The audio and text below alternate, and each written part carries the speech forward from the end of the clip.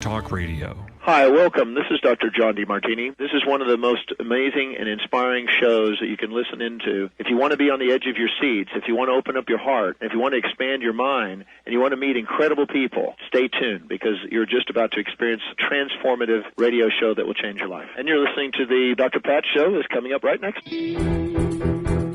Welcome to the Dr. Pat Show. Talk radio to thrive by. Powerful, inspiring, and coming to you live, bringing you stories of people like you and me, busting through and living life full out. Get ready to dare to wonder what your life would be like if you knew you could not fail. Hi, everybody. I'm Trish Laub, and I'm filling in for Dr. Pat today. I have my own show on this network called A Cup of Comfort. It's all about care heroes, those people who provide care for another who cannot fully care for themselves.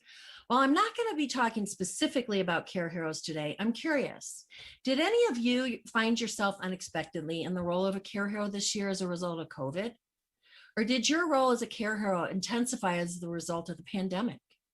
The care paradigm has changed during the pandemic and will never go back to what it was, making many more of you care heroes than ever before. Anyway, on A Cup of Comfort, we talk about all topics related to providing care, and no topic is off limits. So check out the Care Hero radio page of my website, trishlaub.com. That's Trish, T-R-I-S-H, Laub, L-A-U-B as in boy.com after the show. So you may be thinking that you aren't a care hero, and maybe you're asking yourself why you should care about armor or resilience. Am I right?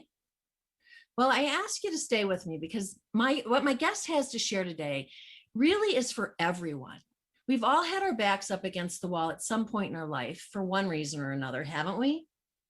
Can you think of a time that was true for you? A time maybe when you were really challenged and perhaps felt a little trapped.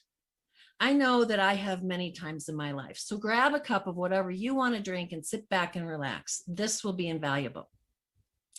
I want to start by reading the foreword of Chasing Life, a book written by my guest and due out this summer.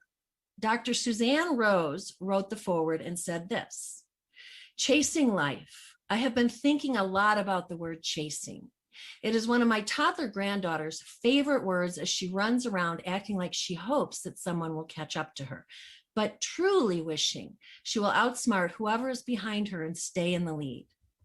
You're about to read a love story, a story of triumph, a story of drive, passion, compassion, and about a courageous fight in the face of adversity.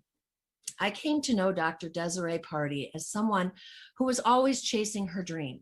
She did not just pursue the dream in order to catch up.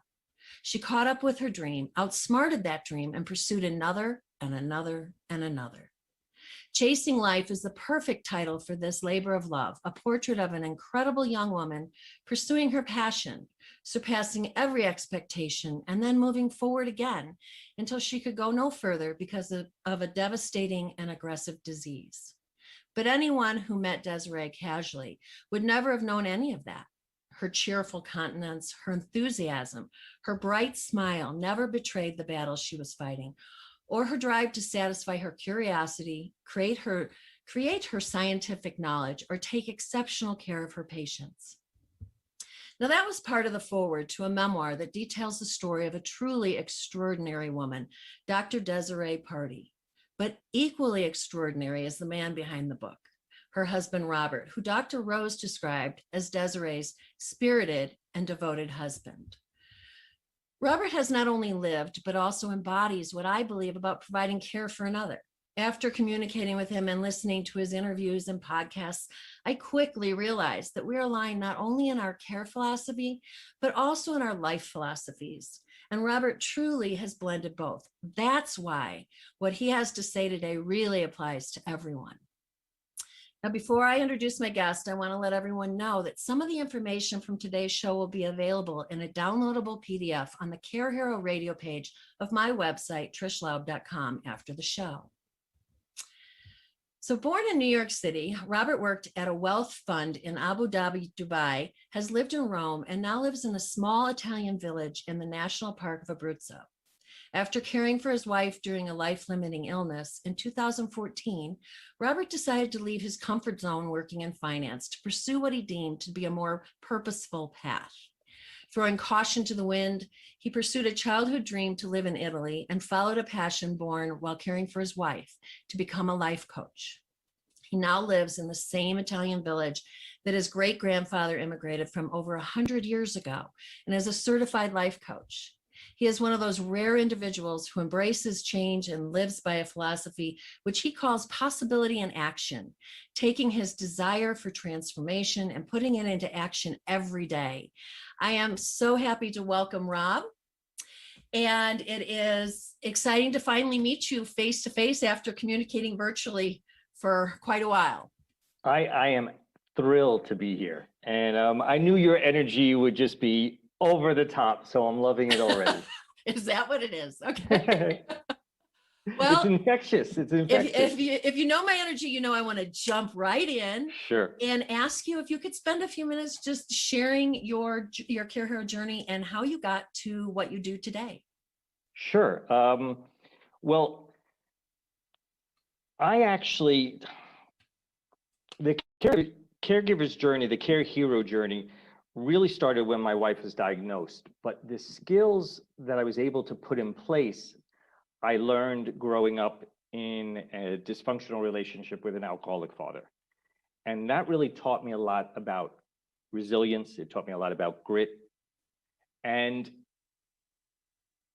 basically what wound up happening is I was offered a job in Abu Dhabi.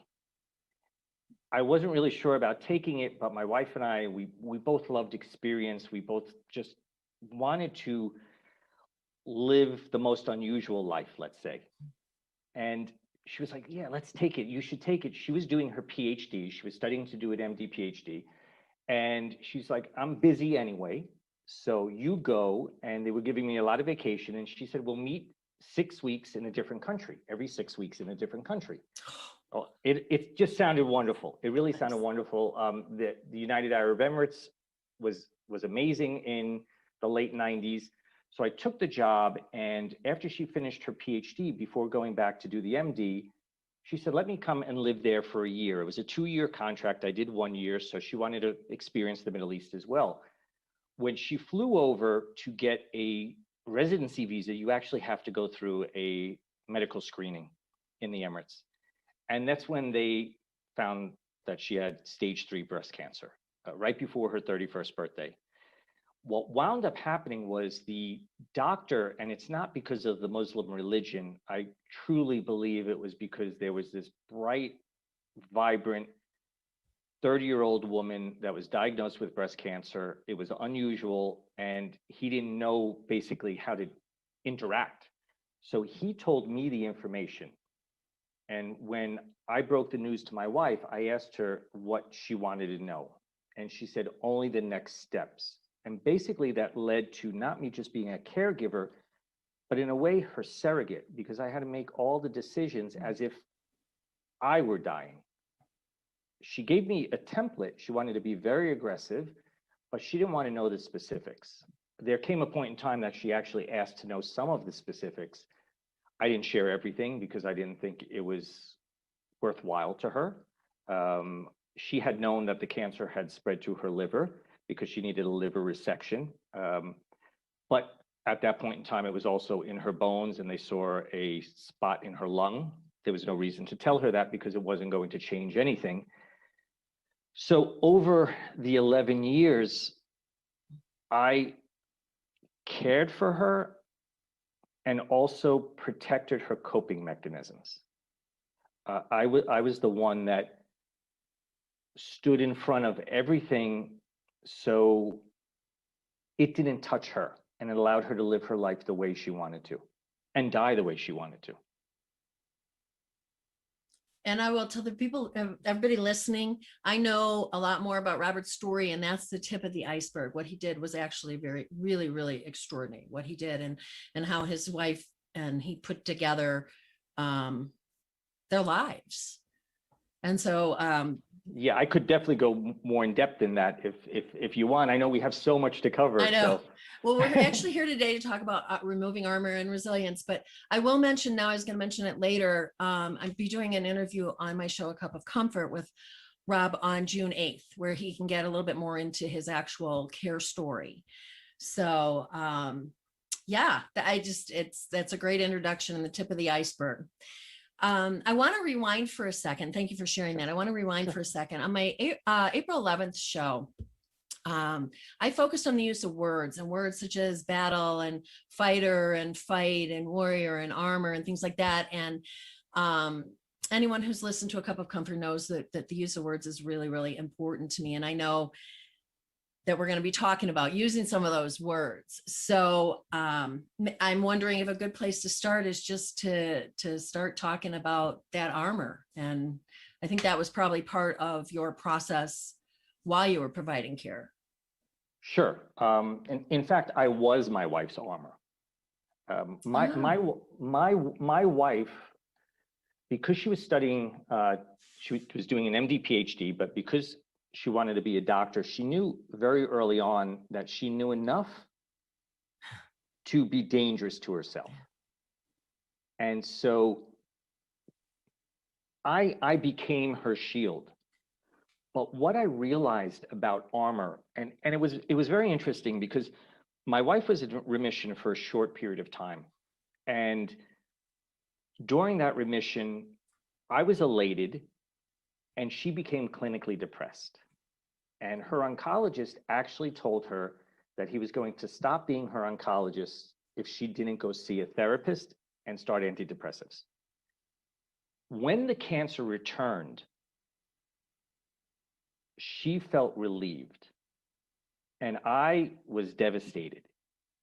Now, she explained to me later on that she couldn't deal with the worry of it coming back because she knew it was highly likely.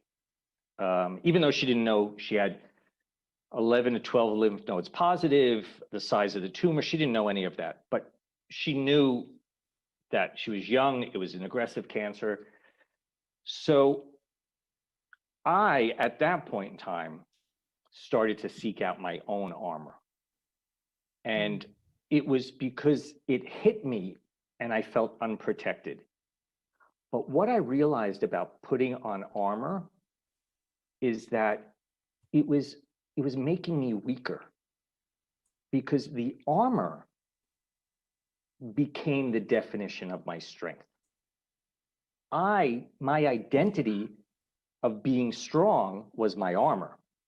And it wasn't until I lived the pain on my own skin that I was able to make impactful decisions. Because when you're wearing armor, I think of it this way, maybe it's because I live in Italy, maybe it's because I like to fantasize, but armor's heavy, right?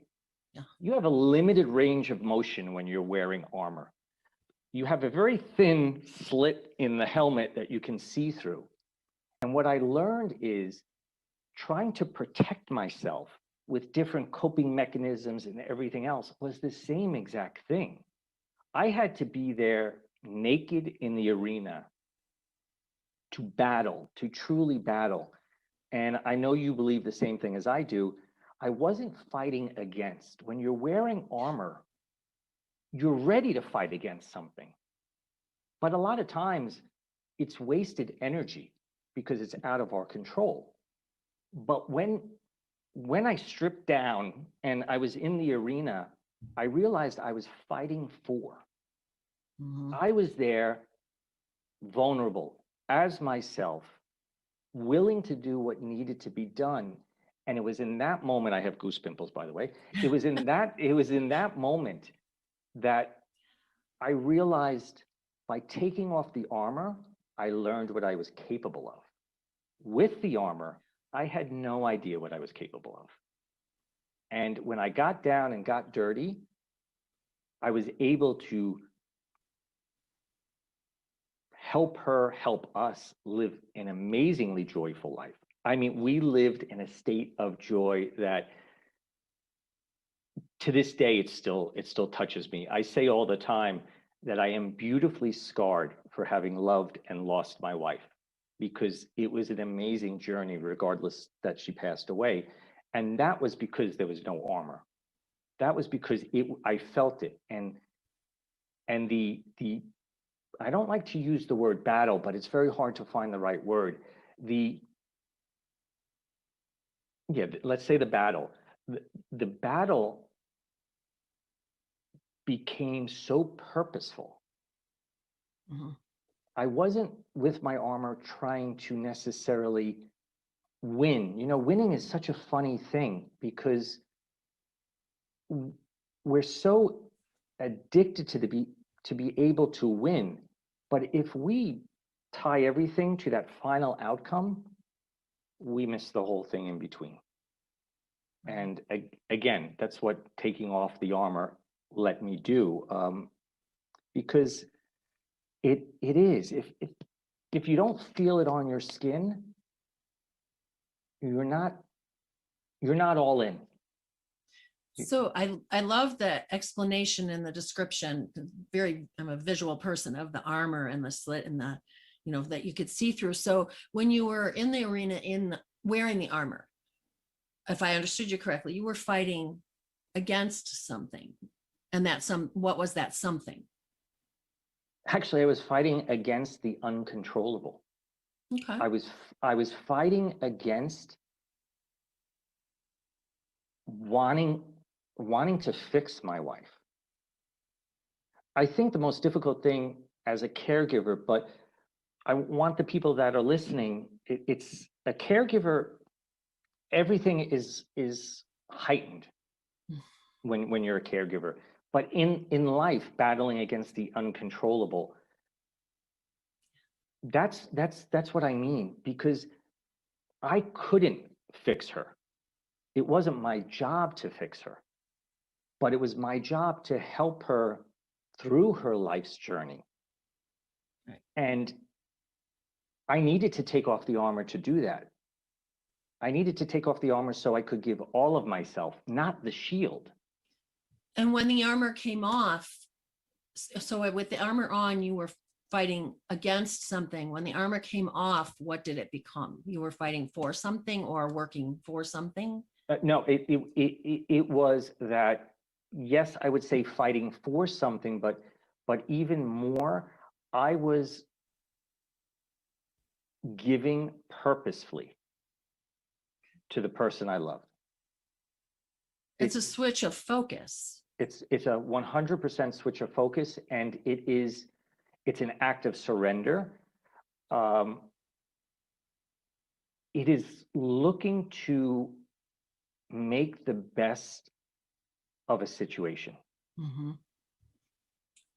It's not wasting, because I'm a big believer in, maybe it comes from my economics background, but looking at how you spend things, and we spend our time, we spend our energy, we actually do. It's a commodity that's non-renewable. And so the moment I took off the armor to understand the complexity of the arena, and not just what I was seeing through the slit, that it allowed me to, more than anything else, focus on the ordinary moments, which I think is instrumental in life. It's not just because of a caregiver, and it sounds so corny, and I know if some people that are listening to this, I understand, because I was one of those people a long time ago with this idea of, oh, our life takes place in the moments, but it actually does. It actually does. Yeah. We think we fear the future. We're wasting our energy because we have no idea. We ruminate over the past, and I wish things were different. We can't do anything about it. How much time is left to enjoy the moment? Well, it's interesting you say that, because I had a conversation with somebody yesterday, and they pointed out to me that when we think about our friends or our family or our best memories, it's in moments. It's in 3-4 moments of time. And we lose the focus on that, definitely. So you said a word, you've said the word already, Yeah. that I would like you to talk about, surrender. Sure. That word. So when I did this episode on April 11th, 11th. I talked about connotation and denotation of words. Hmm. And so the literal meaning of the word surrender, but the feeling that we get from that word. And I've heard you talk about this before, so I'm asking you to share that with the people who are listening today, because it's a great explanation. Sure. We all think of surrender as giving up. It just has that connotation. We think of it as weakness. I learned it is the complete opposite. It is empowerment. It is being brave. You know, basically what surrender allows you to do is to focus on what you have, focus on what's under your control. Because there's so much that's uncontrollable, unnecessary in life. And so surrender liberates you to live life. I know you've probably read the quote that, or the quote that I say, surrender is taking a breath of fresh air when you're hiking up a mountain. If I really attribute it to, let's say, the caregiving role, or what's happening with the pandemic right now, let's forget just the pandemic in general, everybody's life. We've been asked in a way to run a marathon we never wanted to run. And if you're holding your breath during that marathon, it is torture. If you surrender and you take the breath during the marathon, you're able to run the marathon. And that's what surrender is, because surrender, we carry so much with us. We are attached, we have fears, we have expectations. All of that goes away when you surrender and you're open up to opportunities. If you're sitting there holding on to something so tightly, just, I don't know, or if we're video, but okay, I think we're just radio, but I'm holding my fist very, we're both. Okay, I'm holding my fist very tightly, right? Yes. How can I open my hands to grab an opportunity? Am I ready? No. Now I'm ready, and that's surrender. It took me time to get there. Absolutely. But this philosophy, this understanding of surrender happened when my wife's cancer did recur, because it went from, oh yeah, we can get through this, to, oh, in an instant. You went from the sprint to the marathon. Thank you. Yeah, I went from the sprint to the marathon. The sprint can be won. The marathon's just ongoing. Ongoing, yes. Yes. And that's why it's so important to take that breath, to focus on doing your best. Yes. Yes. I think this might be a great time to take a quick break. When we come back, I would like Rob to continue with this. I believe that we have, for the people watching the video, a graphic that has an archer on it. And I heard what you had to say about the bow and arrow on the archer in regard to surrender. So okay. I think that'd be a great time, and we'll come back in just a minute. Sure. Okay, all clear for 3 minutes. That's how long the break is.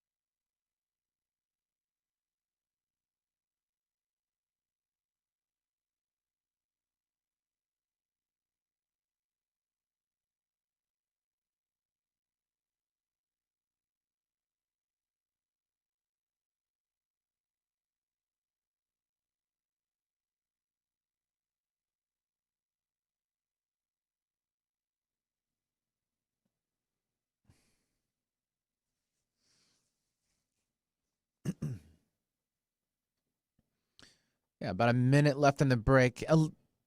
Yeah, minute left in the break, and we have to be off the air at 59. So I'll start giving you the time cues down from there. Oh, okay. Okay, great. Perfect. You got it.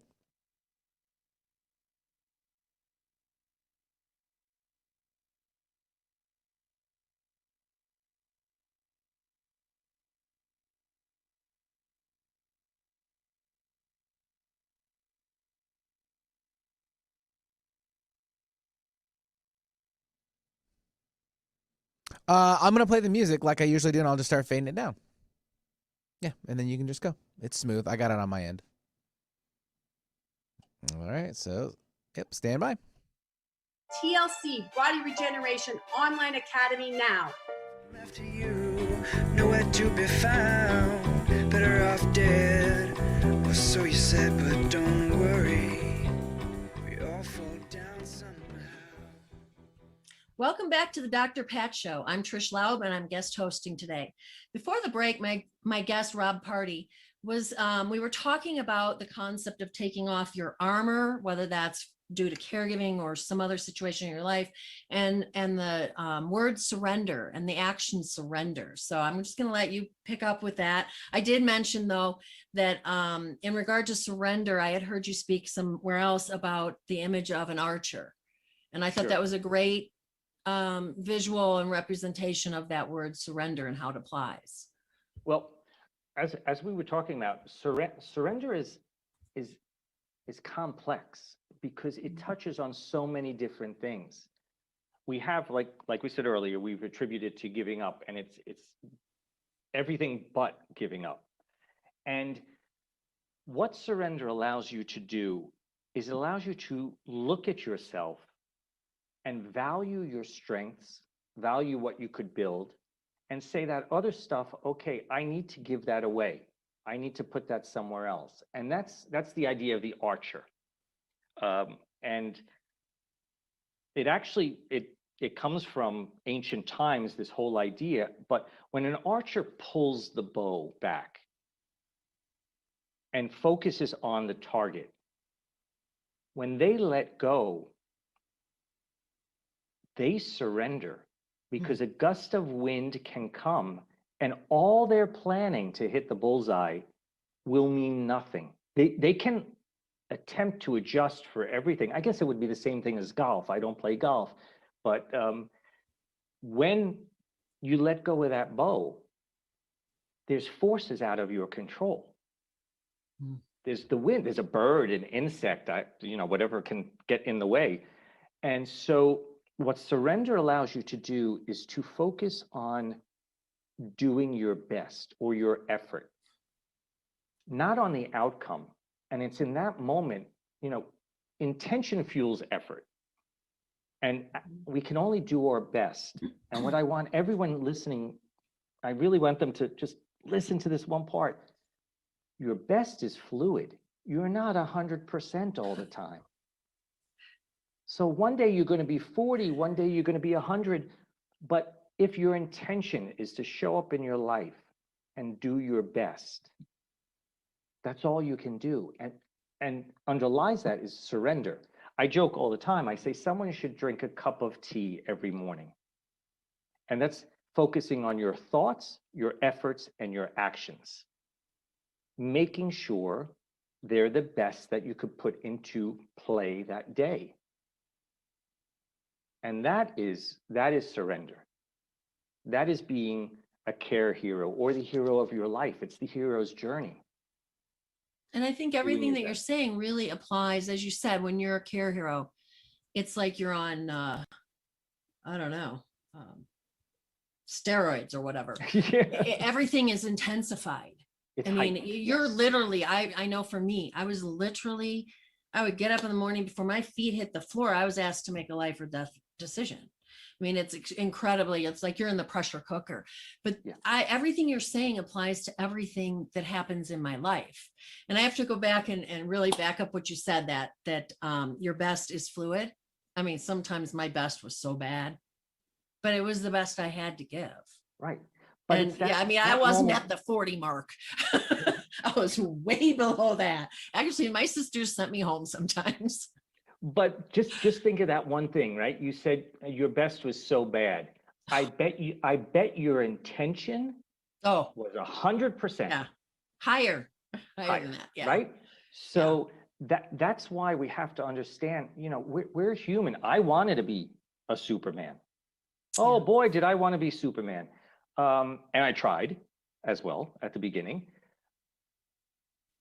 It's not sustainable. And you're not good to anyone running yourself into the ground. And we're not just talking about caregivers, we're talking in life.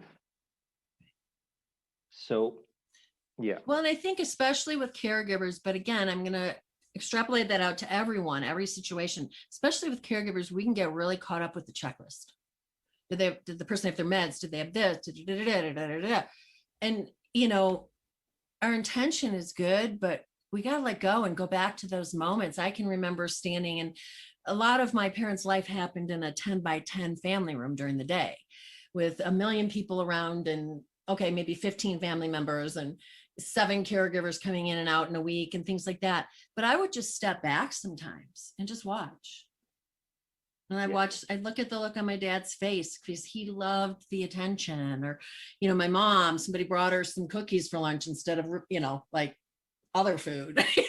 And it's in those moments, you actually said something else that if you can speak to, I think you said that, I think you said this, maybe not, but that's okay.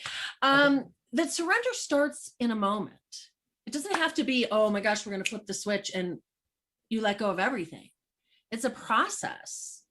So for me, standing back and looking in those moments was the first steps of a process of being able to let go of the checklist or to just be.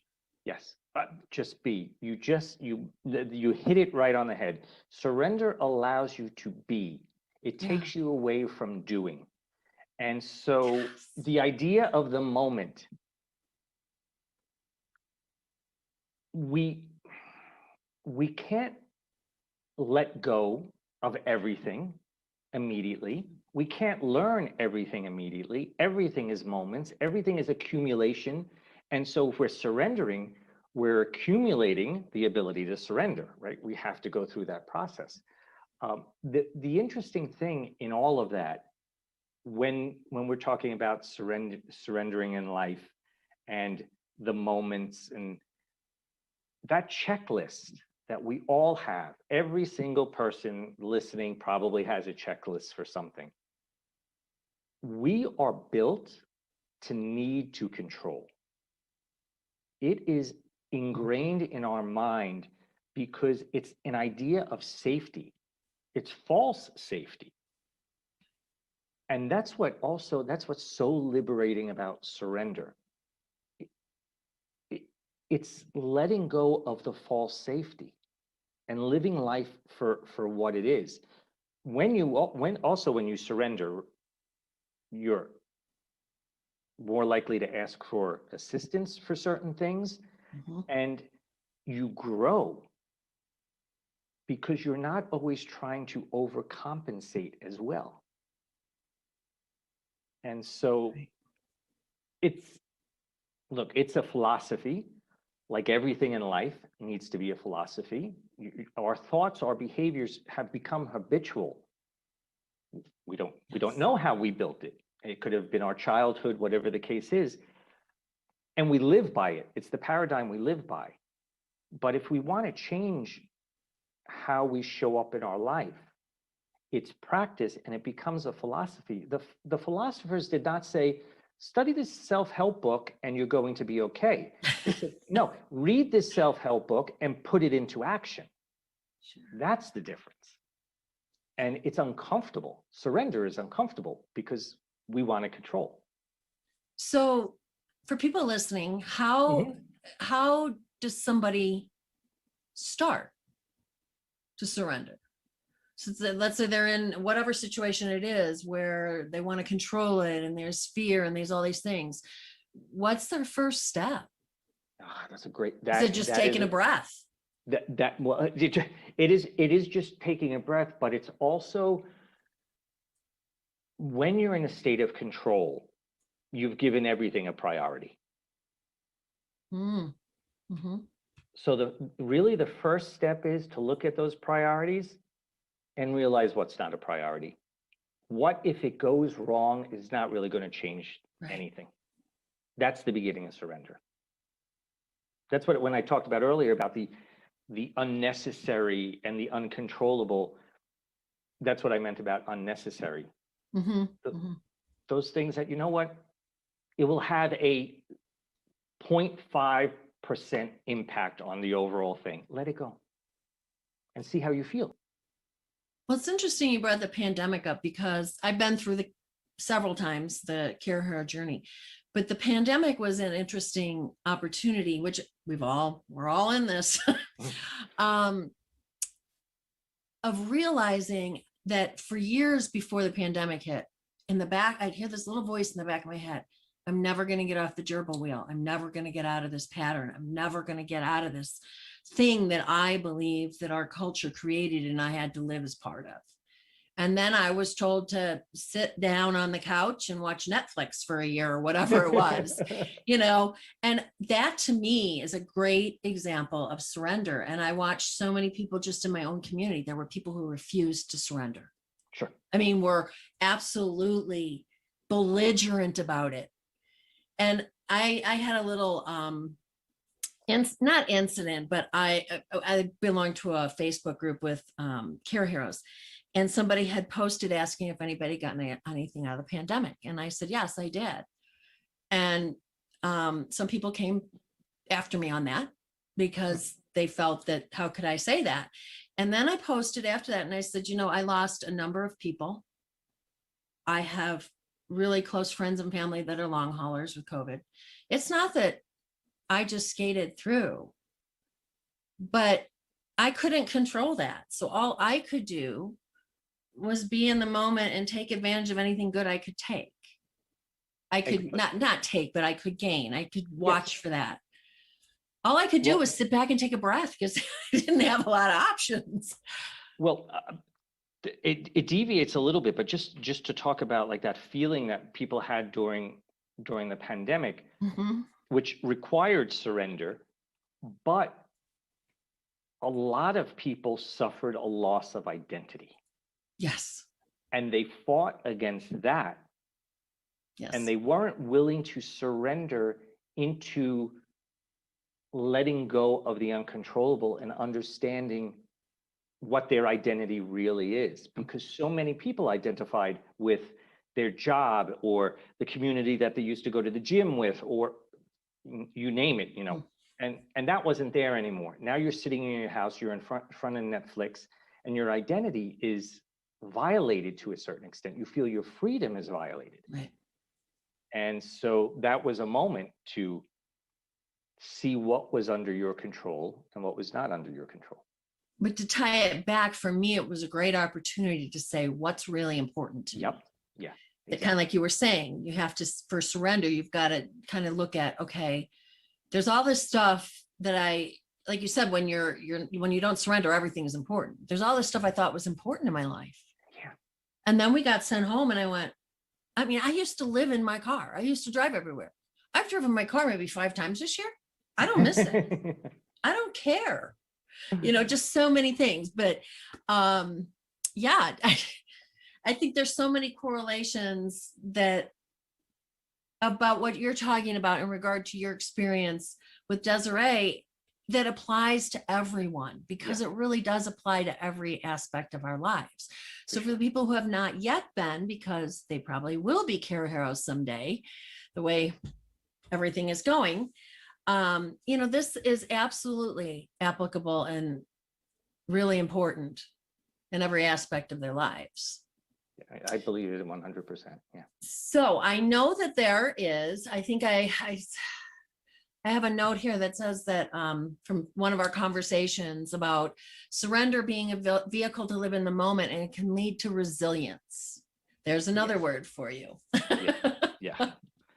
Well, so can you talk about resilience and maybe that connection between surrender and resilience? Sure. Resilience is my word. Resilience is sort of everything that I embody. Let me just tie it together. Please do. Sure. Let's go back to that armor, right? Mhm. When you have the armor, when you're wearing the armor, you don't know who you are. You don't know what you're capable of. You identify with the shield. Get rid of all of that, surrender, and step in, knowing what you have, also knowing what your weaknesses are, and go into that arena. That's resilience. You know, we're all born with resilience. Looking back on my life, I'm very grateful for the way I grew up, and that sounds odd to most people, but it taught me to be resilient at a very young age. Because you mentioned this at the very beginning, our back against the wall. Mhm. When our back is against the wall, or if you think about how many people listening right now, I wish you could raise your hand. Have you ever said to yourself, I can't take one more thing? But you're all still Yes. here. You're all still here. That's resilience. But we don't know how to access it on demand. And to get to access it on demand, you have to surrender. You have to surrender, because surrender allows you to be authentic. Because look, I'm a big superhero fan. I'm a big Star Wars fan. I'm a big Harry Potter fan. Resilience is the force. Plain and simple, it Yes. is the force. And Yes. once you know how to access it and harness it and use it, it becomes a philosophy. It becomes when something bad happens. Look, I'm someone that falls. I'm not saying I don't fall. And boy, do I fall hard. I have this thing that I throw myself into the deepest, darkest, muckiest well of sewage, and I'm down there, because the worse I throw myself down, the faster I jump back up. And resilience is about bouncing beyond that. You've just been through something. Why do you want to bounce back? Thank you. Yes. You've just been through something. Use it, transform yourself, grow from it. So it's about adapting to change positively, right? And none of that would be possible if you don't surrender to life. Because resilience lets you know you can't control anything but the way you react to it. And are you going to let it knock you down, or you're going to get back up and take 2 steps further? I always say the question is, what's next? You got knocked down, you stand up, what's next? Or, I said to myself, people think, oh, okay, this ex-investment banker, yeah, he now lives in Italy. Well, my wife passed away. I had a tremendous amount of debt, like over $100,000. And it wasn't just the medical system, it was a bunch of things. But when I paid off that debt, I picked up my 2 suitcases, I moved to Italy, and I said to myself, what if I can effing pull this off? Yeah. That was resilience. And I know we're running out of time, so I just wanted to say to the people listening, resilience to me is being addicted to overcoming the challenge to a certain extent. We are addicted to making things the worst they can be in our mind. And it's actually proven, because when it is not that bad, there's a sensation of relief. Dopamine is released in our brain and we feel good. Right. But resilience is feeling good, taking the challenge. And Yes. That's, I think, how you craft your life proactively, consciously.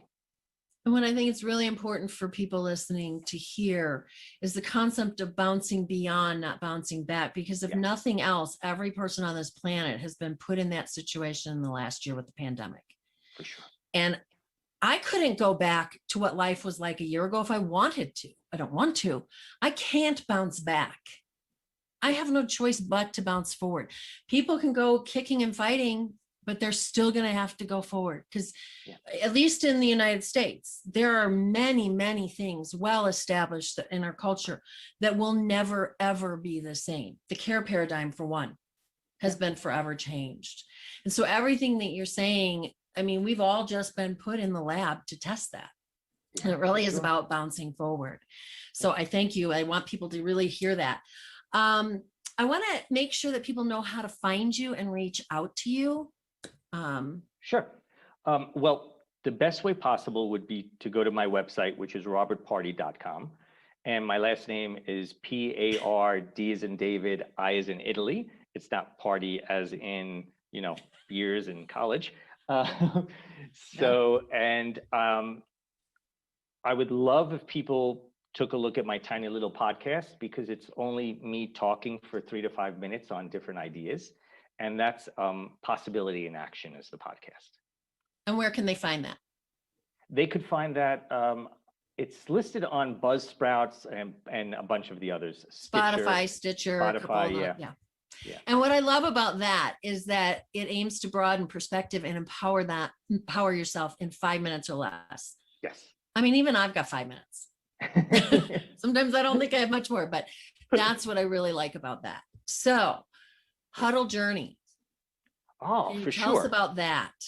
Okay, let's talk about the pandemic, right? And having it change your life and making something of it. I love to speak. I love to be in front of people. I love to host retreats. That ended. And an opportunity came up to basically create a 7-day journey in an app. And basically Huddle Journeys, which is on Google Play or the Apple Store, is basically a life coach in your pocket. There are all these journeys on different topics. I have one on resilience, one on loss, recording one now on joy, because they're all connected, oddly enough, with loss in the middle. And I've done one on leadership, because that's also another world I come from. But for 7 days, you go through theory and practice, no more than 30 minutes a day. It's wonderful. It's wonderful. Again, finite amount of time. That's great bang for your buck there. It's awesome. And Chasing Life. I keep saying it's going to be out this summer. Is it still just this summer? It is July, before July 15th. July 15th. First half of the summer, it's coming out. And it's July 1st, where people July will 1st get it? to July 15th. It will be available on Amazon or Kindle. Okay. Then I will also be doing an Audible. I want it to be in my voice. So, and it's a lot more than just the story of caregiving and cancer. It's about, I watched a woman evolve. I watched a woman transform in front of my eyes into something that is incredible. It is difficult to even explain. And so it is about that. And it is about understanding you can be joyful regardless of adversity. Absolutely. So I'm so glad you said that. So, I highly recommend that you all, I've had the privilege of reading some of Rob's book, and I highly recommend that you keep an eye out for it. I know we have a couple more minutes, but do you want to share the story about the apple on the cover?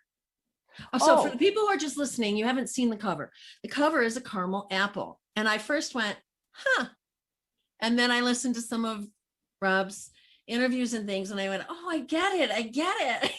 We have a couple minutes. If you can, if you feel like sharing that, you can say pass. No, I would love to share it. It was a bone of contention. It was a bone of contention with the people helping me publish it, because what does it have to do at all with Chasing Life? And Chasing Life is also something that the title is unusual, but the apple really represented my wife more than anything else, in the fact that she allowed herself to be that inner child, even though she was this accomplished doctor and everything else. And it was about so much joy. But basically, I bought her a caramel apple for 24 years. Every year for 24 years. And the first time we were together when we were first dating, I met her, she was 17, I was 19, we were children. And we were in a mall and she saw this caramel apple and she bounced up and down. Like, this caramel apple, oh, I love this season. And so, I bought the caramel apple, and thinking about our journey, it wasn't about losing her. It was about the joy I shared with her. And that's what the apple represents. That's awesome. Yeah. So I want to let everybody know that you can hear more about Rob's Care Hero journey on my show, A Cup of Comfort, on Tuesday, June 8th at 12 Pacific and 3 Eastern. Join us then and you'll hear more about his 7 lessons he learned through his Care Hero journey. It too is really, really invaluable. So I want to thank you, Rob. It's been a pleasure to see you in person. Thank you for joining me today. Same for me. I know it has changed the way that I think and my understanding of the words armor and surrender and resilience. And I'm sure it has done the same for everyone listening. I'm looking forward to talking to you again on June 8th. I want to thank everybody for tuning in today and sharing this time with me. It's been an honor and a pleasure to fill in for Dr. Pat. I'd really, really like to hear from people out there listening. Reach out to me with questions, comments, topics that you might want to hear on my show. And share your story with me. Go to the Care Hero radio page of my website, trishlaub.com, and fill out the contact form. I'd really love to hear from you. I love feedback and I want to know what you think about this show. And while you're there, download the PDFs for the shows and sign up for my newsletter. Please join me on A Cup of Comfort the 2nd and 4th Tuesdays of the month at 12 Pacific and 3 Eastern. On my next show on May 11th, I'll be talking with my special guest, Felicity Warner, who is the founder of the Soul Midwives program based in England. And again, I hope you will all join Rob and me on the June 8th show. To those on a journey of providing care, especially those who have found themselves on the journey during the pandemic, remember that you are a real care hero. And to everyone, no matter your circumstances, live life forward and live with possibility and action. And finally, I hope you'll bring your favorite beverage and join me on A Cup of Comfort. Thanks for joining me today. This was fantastic. All clear. Thanks, guys.